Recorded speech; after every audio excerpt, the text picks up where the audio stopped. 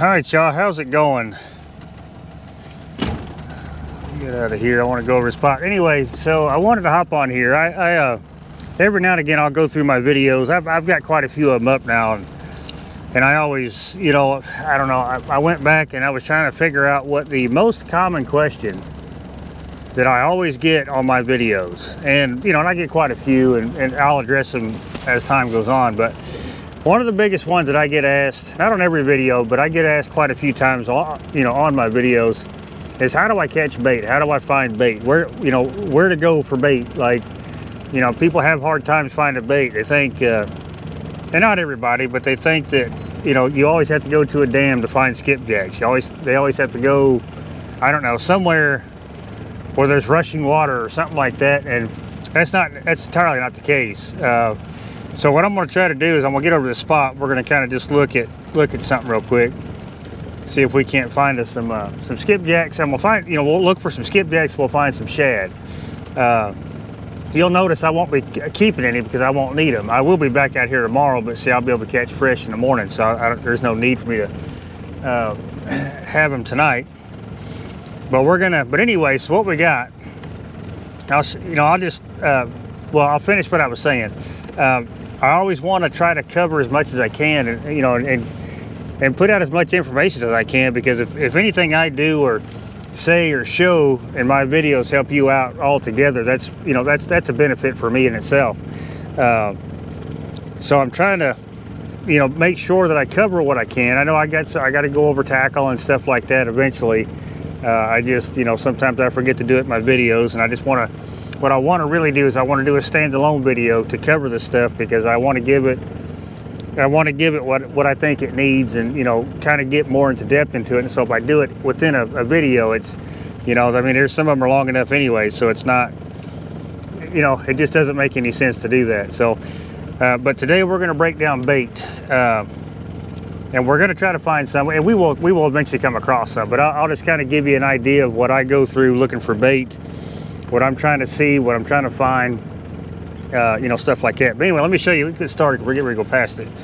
So we're coming across this creek mouth here. So typically I would scan this, especially right up through here, to see if I can't find, you know, balls of shad or something like that. And see, that's the creek mouth there we're going by. But as you can see, you know, we got the sonar, the down scan and side scan going. So that's a small pot of bait right there. You know, it's just, that's what we're trying to find. And not every spot like this is going to hold bait. That's one of the biggest things. So you just got to kind of play around and search your area. But where I've been finding skipjacks, and mainly shad too, because if you find the shad, you're going to find the skipjacks, is that, if you got skipjacks in your area, is that, you know, around creek mouths and stuff like that, because they have like shallow points that come off the creek mouth, or it goes across the creek mouth, or whatever the case may be, as far as how that creek mouth sets up. What I have found, we get water temps that are 50 degrees, but what I have found is that these fish are going to be shallow. So you'll notice throughout the winter, as it starts to get colder, your big gizzard shad, the bigger shad, even the bigger thread fins, they'll push deep. They'll push that 25, 35, you know, however deep they need to go, depending on how cold it is. And so they're going to be hard to catch unless you got like a tape net or a big net or something like that. And so you gotta, you know, you gotta have a special net to find them. But if you got skipjack in your area for some reason, even in the coldest days, the smaller thread fins or minnows or whatever they are that they're chasing up there they're gonna stay shallow, because that's the first water that warms up on a sunny day. And it has to be what I've noticed. Now, it's what I've noticed. It has to be a mud bank, a soft bottom bank, because that, you know, and then it has to retain, because that retains the heat, and that's what holds them fish. So that's what it's had to have been. So we're gonna scan a couple. We're gonna look at them. Like I said, this one here, didn't really have nothing on it. This was actually a really good spot till they dredged it out a couple years back. So it's a lot deeper than what it used to be, which it was good. That goes back to another boat ramp, so it was good they dredged it out. But we're gonna go over here. We're gonna scan this bank, and we're gonna see especially shad. I mean, shad is, I guess we're fortunate enough on this river that the last couple of years we have just had an awesome, well, I say the last 4 or 5 years, we have had an awesome shad hatch. And so we've got shad everywhere. But you know, some guys like using gizzards and stuff like that. So we'll go over here and I'll show you what I'm looking at when I'm trying to find them fish. You know, we could look at the side scan. I use the side scan when I'm just trying to find bait, but I can tell the difference if I roll over top of with the sonar, and I'll show you once we finally find some and we get over top of them, and I'll try to catch a few, just, you know, just to kind of prove my point. We'll get over there. But yeah, you know, like I said, I want to try to do these videos where I just kind of take, you know, this is the most asked question I get. So then I'll work my way down the list of all the other questions I get asked, and then we will try to, you know, get them answered the best we can anyway. Now I'll tell you this, I'm not going to go to my typical, like where I would go bait spots, because, well, there's a lot of locals that watch this channel too, so I will protect those, but they're not the only spots that hold like skipjack or, you know, big shad. So, but we'll go over here and we'll check this area and see if there's any shad up here. Okay, so we made it to the bank over here, and we're just going to scan it. You can see it. It's just a slick mud bank all the way down, and it comes out fairly shallow, then it drops straight off. And so sometimes them shad will be like, you know, we're about, I don't know, 15 yards from the bank, so we're not that far from the bank. So I'm just kind of looking. I'll use the side scan to kind of see if I see anything up there. If I don't, then we will move somewhere else. Because see, even you know, we were over 40 some odd foot of water over there, and it was 50, right at 50 degrees. It was 49.8 or something like that. And my transducers had time to warm up. So see, like right there, that's bait right there. But the thing is, if you see how small all that is, that's all thread fins. You can see it on the down scan or the sonar. That's a big, huge ball of thread fins. And if we come across a school of gizzards, I'll show you them too. But that is all thread fins. Now there could be some gizzards mixed in them, which we could probably turn around and throw the net on them. I'll get over top of them with the trolling motor. But you see these fish, you know, they're starting to move out just a little bit further. Those are 12 foot deep. So we're gonna we may turn around and throw on them and see what they actually are, but I'm almost positive they're thread fins. But yeah, but that's about all it takes, man. Just a little sloping mud bank like this. And then okay, so like that right there, those ones right there are probably going to be your gizzards. See how much bigger they are? That's going to be your gizzards, which they will hang out with the thread fins also. But that's what that's going to be right through there. So we're coming up, and that's where they're at. And we'll throw the net on them too. But yeah, there's just so much bait in this river right now that, I mean, it has been for the last couple of years, and it makes it pretty easy to catch. But like I said, everybody asks me, what am I looking for? What am I looking for? This is it. You see the bank. It's just a mud bank that goes into a little opening there. It has the points on either side of it, just like the other spot that I just showed you. But not every spot like that's going to hold fish. So we'll keep scanning this, and what I'll probably do is I'll probably turn around and I'll get back over top of it, and I'll throw the net. I brought out my Walmart net just to show you don't need a big expensive net, which I do have the big expensive nets, but you don't need them if you can, you know, if you could locate these shad, these gizzards, you know, as best you can. So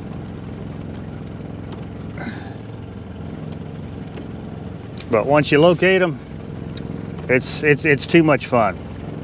It's too much fun. And then chances are, so like right there, there's another little pod of, that's going to be more of your gizzards. So we'll definitely check that out. But like I said, I'll show you on the sonar when I get up front, because that's all I use. I don't have no forward facing, nothing like that. I don't even have down scan or side scan up front. I just have just the sonar and the map. Now that's going to be another big school of probably some of your thread fins. It looks like, because you got some bigger marks in there, which is hard to tell on sonar, but that's going to be a huge ball of thread fins. Matter of fact, well, let's go ahead and throw on them right now. Okay, so all them bait fish we saw, they're right there, and you see how they're bigger marks. Those are probably, I don't know, those might be gizzards there. It's just now firing up. These old Gen 3s, they take a little bit to warm up where they're going. Yeah, that's all shad right through there. So let me set you guys down, and I'll throw the net, and we'll just see what kind of shads they are. So like I said, this is my old Walmart net. I've had this net for a long time. Granted, it's been sitting on the shelf because, you know, I have much nicer nets, but this one's got way smaller openings. Oh God, there is a bunch right here. But it's got a lot smaller openings, you know. Like I said, it's one of them ones you could buy for like 40 bucks. I don't know if you can buy these anymore. These ones got lead. I don't think that's how long I've had this net. This one's got lead on it, where most of them now, they come out with the steel weights. But anyway, I'm pretty sure this is I think this is a 7-foot net. Since I'm not 7 foot, I have to, that may be gizzards right there. But anyway, so I'll go over throwing a net too, if that helps. I'm a short guy. I'm about 5'5½", depends on the measuring stick. I'm either 5'5½" or I'm 5'6". So nets like these, now I will tell you, I cannot throw a 10-foot net. I tried it. Let me get back out here. Anyway, I just set the net up. I grab it by the top, come down about halfway, capture it again, roll it over your same hand, then I'll pull about 1/3 of the net, roughly. And all I do is I just lay it right over my hand, or wrist, I guess, so it sits just like that. And then I'll come straight down from here, and I'll pick it up. You know, once I get it untangled, I'll do 1, 2, and then 3. So I got 2 holding on, and this is how I'm going to do it. Now it's critical when you throw this, you hang on to this side of it for about, I don't know, a split second. When you throw it, you know, it's all going to be one motion, but you hang on to this for just 1 second, and then that, or shorter than that. But what that'll do is that'll cause this net to rotate quite a bit more. All right, let's see if we can get back over top of them again. I want to try to find that big school we saw.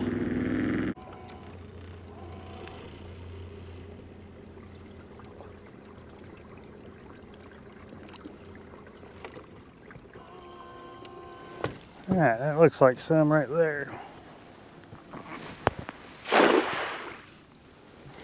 Looks like some old gizzards. They're a little bit deeper. I was hitting nothing but thread fins up there. That shallower stuff. Let's see what we got in this one.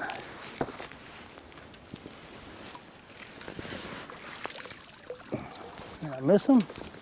There's no way I missed them. Right up under the boat is what they're doing.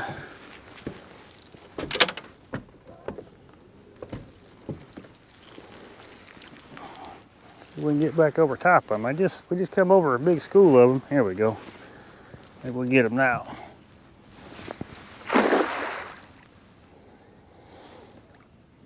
Yeah, that's a big school. I hope we landed on top of them. That's one of the drawbacks, you know. You're trying to, the sonar's a little late. Oh God, dog. So that is, well, I did see, because you can see in this net,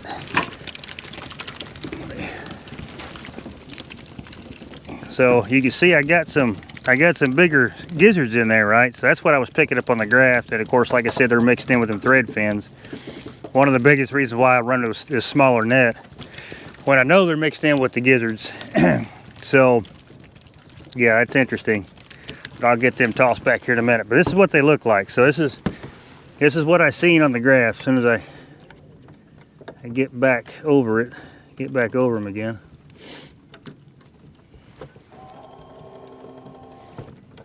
Okay, so So that's what, old trolling motor. But anyways, so that's more or less what I saw right there on the graph. So there's a big school of them. You can see the bigger marks in there. Those are going to be like your, gizzards, but all them little blue marks and small red marks and stuff like that, that's going to be a lot of your thread fins. So yeah, that's what you run into. But I mean, you can see we got some okay gizzards. We ain't got no monsters. I'm sure if I went around I could find some more. But I'm gonna get these dumped back in and get my net cleaned out, because I don't need to do that no more. Let's go see if we can't find us some skipjacks. I'll show you kind of one of the spots that I go to. It's I got like 5 or 6 spots that I hit up when I'm looking for skipjacks, because they're not always in the same spot all the time. But I could sit here and, you know, chase that school around.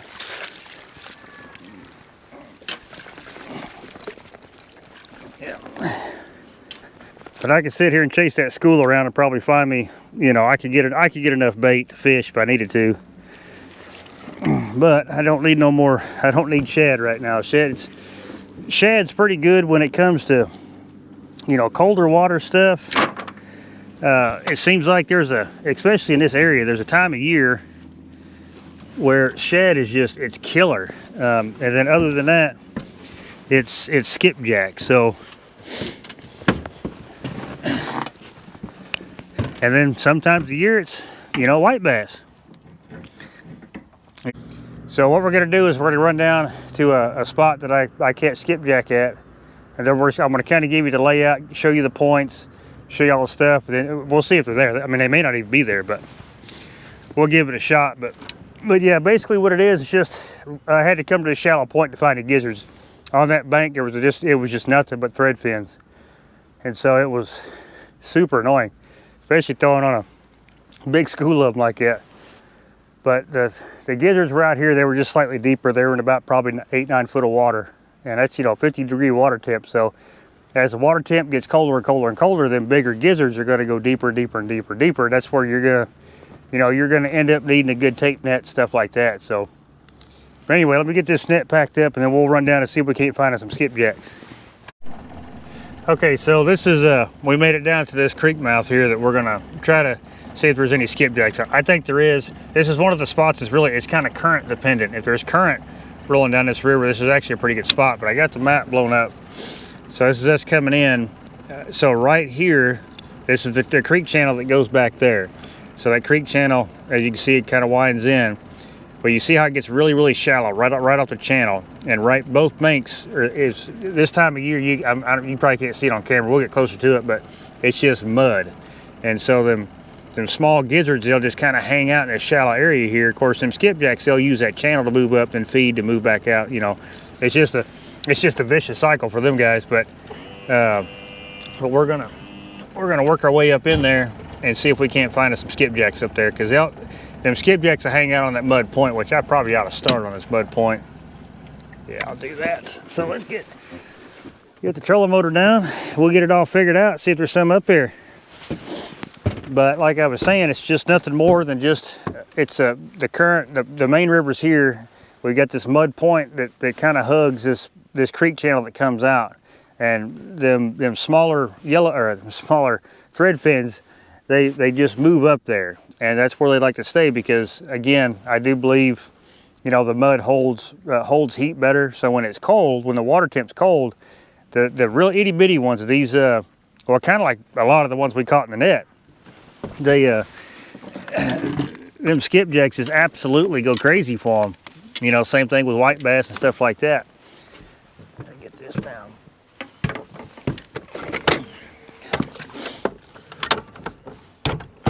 But I know I've gone over this before, but you know, since I've done that, I've had a lot of new people subscribe to the channel. So this is mainly for their benefit. If you guys have been around the channel a while, you know exactly what I'm using. But it's just I tie these rigs. Now these are the shiny heinies, whatever you want to call them. I know Whisker Seeker sells them. They're called the Skippy jigs, but they're the exact same thing. They're owned by the same conglomerate. But anyway, I run a 30-pound braid. It's about a 200 or 2000 size reel. I got it on a 7-foot medium heavy rod because you can't give these skipjack any leeway. Once they hit you, I found you got to really kind of horse them in, or you'll lose more than you catch. But so I just got that on a little swivel because it does kind of twist on you a little bit. But this is 30-pound line that I just tie nothing but loop knots. You can probably see that one a little bit better. I just tie loop knots. I space them, you know, about a foot apart. So it's not too, like, especially casting from a boat. I know some of them sabiki rigs are just so long that they're hard to cast. And then I got it on the bottom, which is mainly my weight. So these are all 16 ounce. These shiny heinies are all 16th ounce. But I go with the 1/8 ounce head on the bottom just because out here on the river, if I was going somewhere else where I had to fish deeper, you know, I could swap that out. Of course, I pour these, that way I could customize them. So I can go all the way up to 3/4 of an ounce on that head there to still have the same hook. So if I got to get a little bit deeper on these fish, but let's work around here, see if we can't find us some skipjacks. So we'll see if, because we don't have a whole lot of current on the river right now. But that school just, you know, they just move around. Like they'll hang out in the deep stuff, then or deeper stuff, then I'll move up and they'll feed, you know, but they school up, and like there is a bunch of shad below us. God, you guys got to see this. There is a bunch right below us. Look at all that. That is just nothing but probably thread fins mixed, or gizzards mixed with thread fins. That's probably all that is. So you make a throw on that, oh, you'll catch them. You will definitely catch them. You can catch them things in a 4-foot net.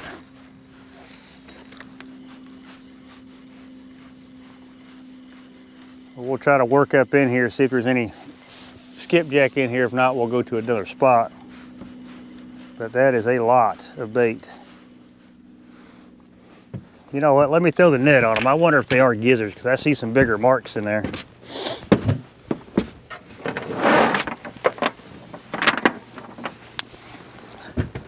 I'm just curious. Are they all gizzards, or are they all thread fins? My guess, mixture of both.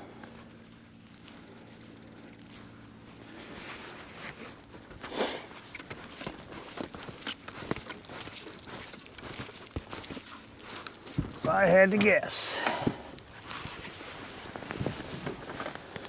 Now I know there's stumps and stuff up here. Let me see, where'd we go?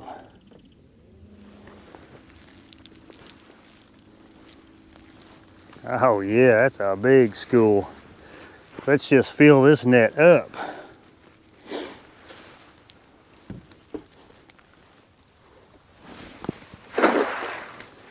Oh yeah, big open net. We should have plenty of whatever those are.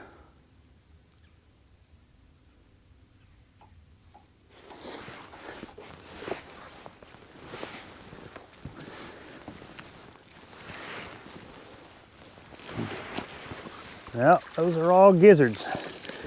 All right, so that's what, yeah, that's nothing but gizzards, I'll show you. Look at all them gizzards. That's just nothing but gizzard shad right there. That whole big school we just saw. That's kind of cool to know. But like I said, let's go back up to the graph. You can see the hole over here where the net went through. So you see how they're bigger marks compared to where we were. Now that's still probably thread fins mixed in them, but that's all gizzard shad right there. Just looking at the sonar, man, you can read a lot. So let me let these dudes go because I don't need them. But I figured that's what they were.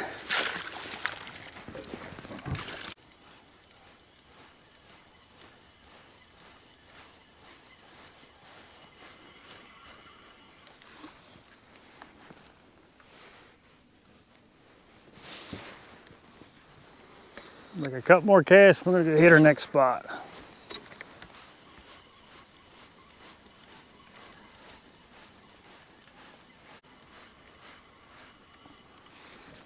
All right, we'll run down to another spot, try it out, see what it looks like.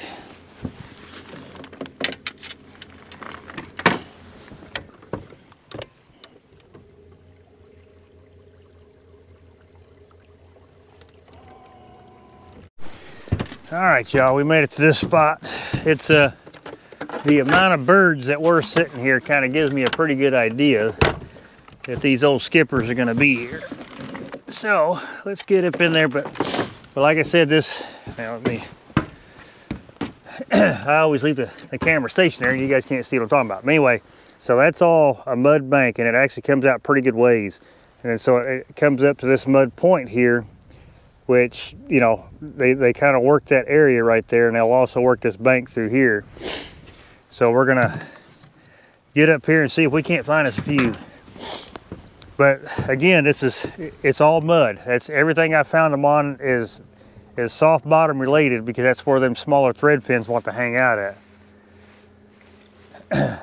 So we'll work around it, see if we can't catch us a few. But see, I haven't been down here. I haven't needed to, because them other few spots that I would go to would typically have some, but we are later in the day.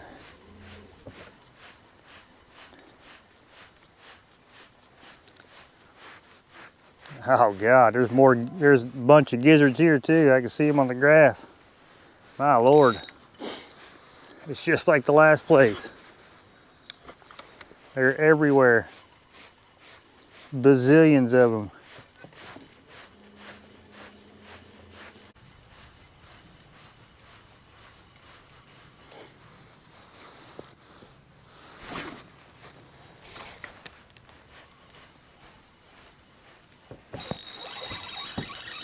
Another skipper.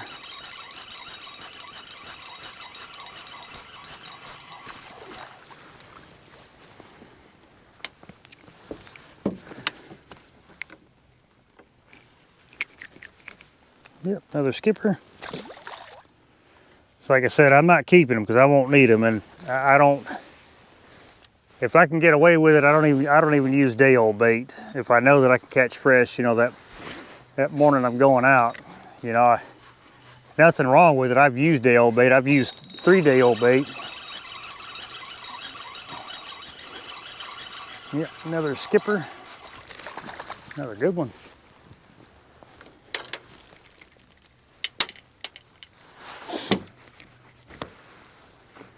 There we go. Yep. Like I said, I haven't had to come in here in a while to catch these things, but I know that if them other spots don't have them, then that means they have pushed off the river. And you know, well, I ain't gonna say every single one of them, but and they didn't really push off the river. They may be in other spots. I just haven't, you know, found them at this point. But I know that they will definitely be in here if they're not in them other 2 spots.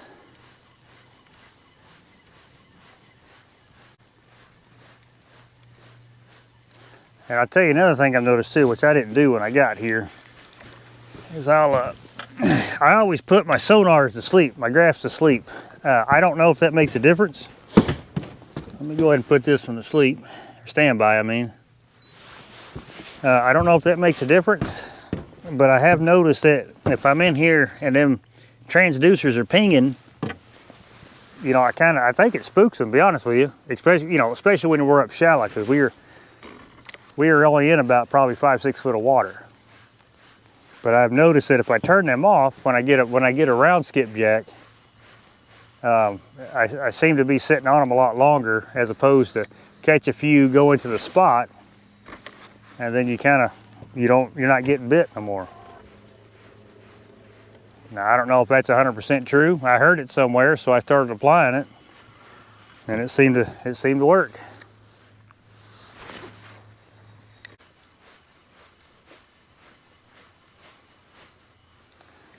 That was another one.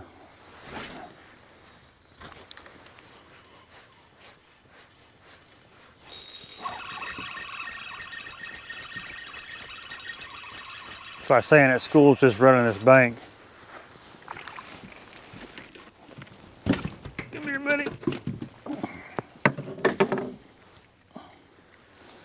Good deal. Yep, another skipper.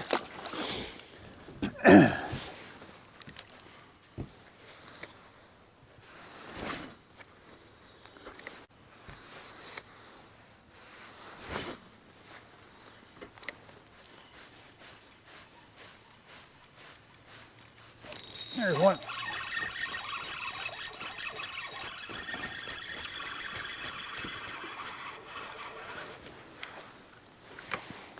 Another decent one. Heck yeah. Good deal. Yep, another decent one. Seem to be out here just a little bit deeper.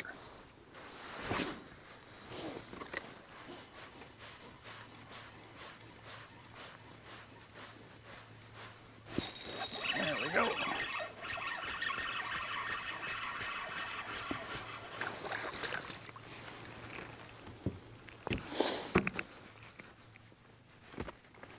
This might have been another good piece of bait.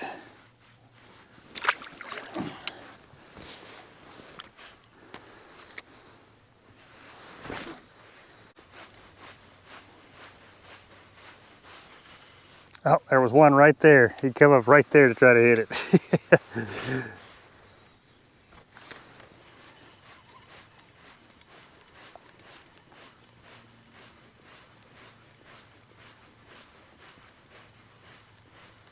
There we go. Another one. Heck yeah. Well, I'm glad to know they're here. That's going to help out in the future for sure. It's like if I come to fish this end of the river, then I know that, you know, this place here is going to have bait. And I can catch me some fresh stuff.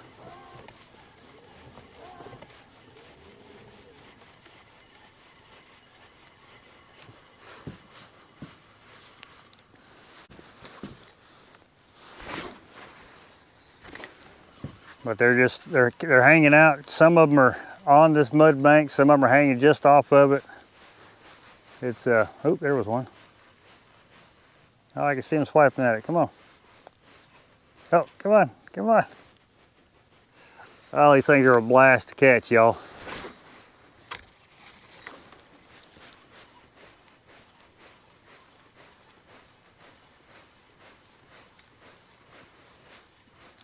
They're just swiping at it, but they're not getting it.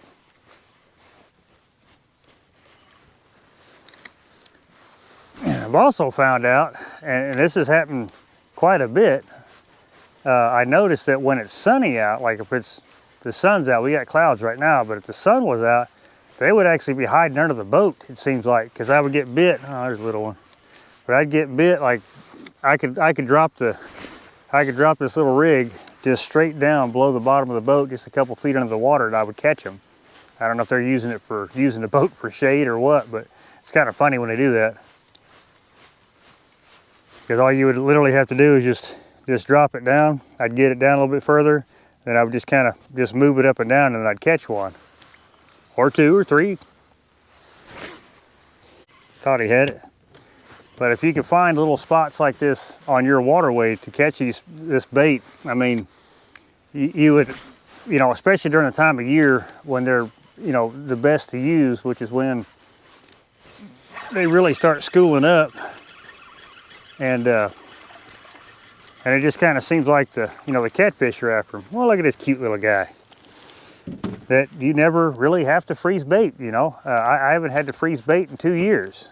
Just because, you know, I come out here, I was thinking, so if they're at this spot, there's just no way, you know, they're not in, you know, in other spots. I mean, they live in this river. So, I mean, they've got to conjure up somewhere else besides a dam or, you know, a water outlet or something like that. They've got to be somewhere. So I took, you know, a few days during the week, and that's what I did. I just kept searching, hitting different spots, just kind of figuring out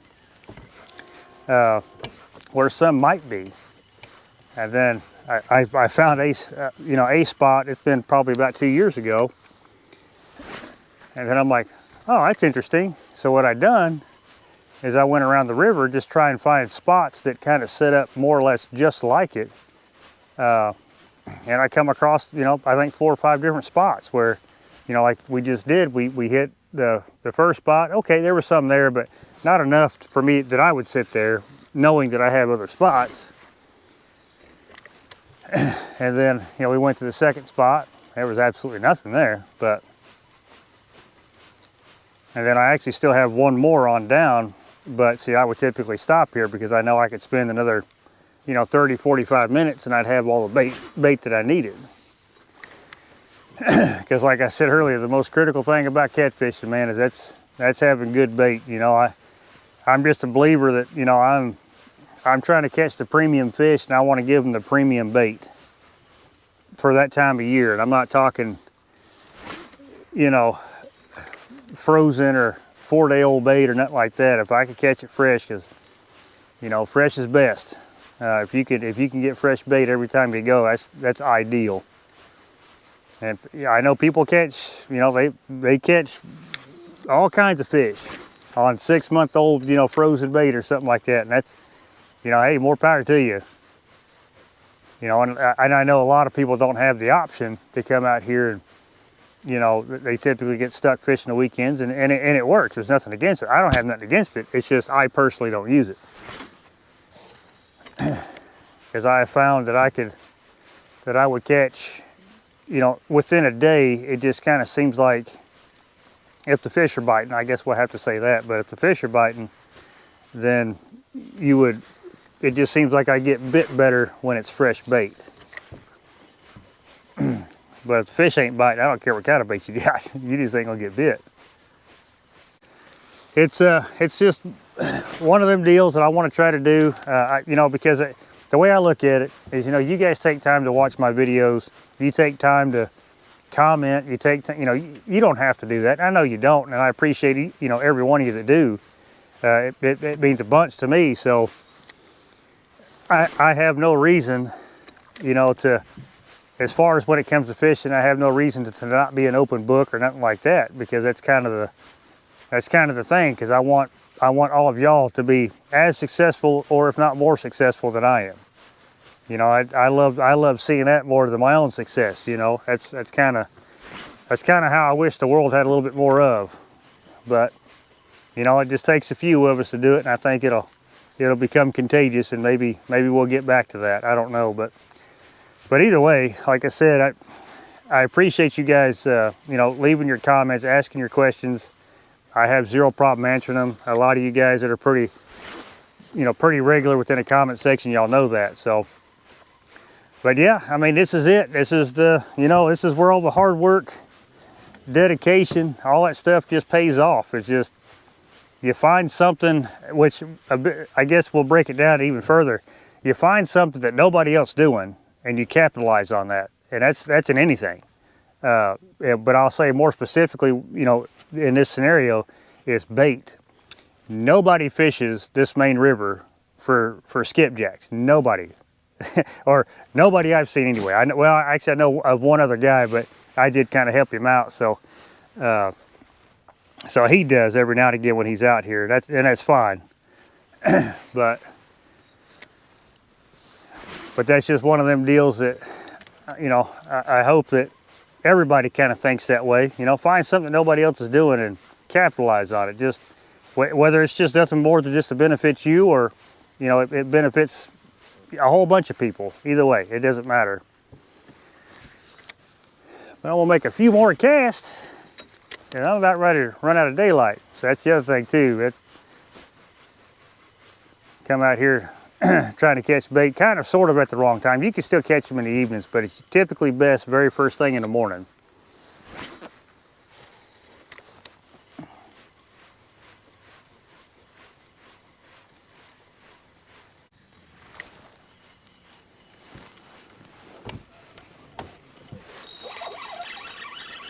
There's the skipper.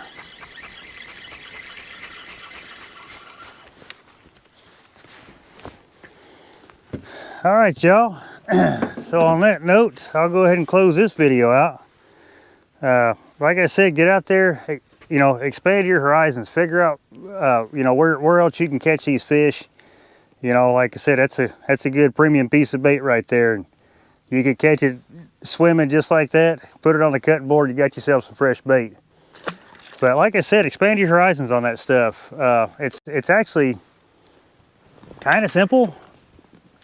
Kinda. I mean, like I said, it took me a few days to get all that figured out, and kind of search areas, play around, make multiple casts, and then try to figure out where that, you know, that sweet spot is where these fish like to hang out at, you know, more specifically the skipjacks and of course the shad stuff. You could definitely find bait, and you could definitely find an abundance of good fresh bait. If nothing else, I mean, you'll have confidence in the bait you're using. And like I said earlier, you know, this is just, I wanted to answer the questions. If I have any more questions out of this video, please feel free to, you know, leave them in the comments, and I'll try to get to them as best I can. But yeah, get out and try to figure out what you can figure out. Again, figure out what, you know, things that other people haven't figured out. That's kind of what I had to do, because as much as I fish, you know, I didn't want to continuously have to run to these places to catch bait, and I don't like using, you know, old bait. You know, I have used 2 to 3 day old bait, but pretty much after that, if you don't freeze it, it ain't worth nothing. But so it's one of them deals, man. Y'all just get out there and just kind of figure out your area and find your bait spots. I know a lot of you have your bait spots, and everybody's pretty tight-lipped. I've got about 3 spots that you will never see on camera. Because I know that they are always loaded with either skipjacks or shad or white bass or, you know, whatever I need. But I do have, like I said, I went through, basically when I was looking for bait, this is kind of what I did. I just kept hitting. Like I said, there's about 4 more spots kind of like this down that way, but there's only one that I'd come across that actually held skipjacks like this. So, and up here, there's days when it is absolute fire. I mean, there's more skipjacks you know what to do with. So I think I actually brought Spencer here one time, and I think we did a video here one time. But get us off this bank here. But yeah, I'm getting ready to lose light, and I need to get back on the trailer. So I hope, like I said, I hope you guys enjoyed this one. You know, I rather enjoy making them. So with all that being said, I appreciate you watching this one. I'll catch you in the next one.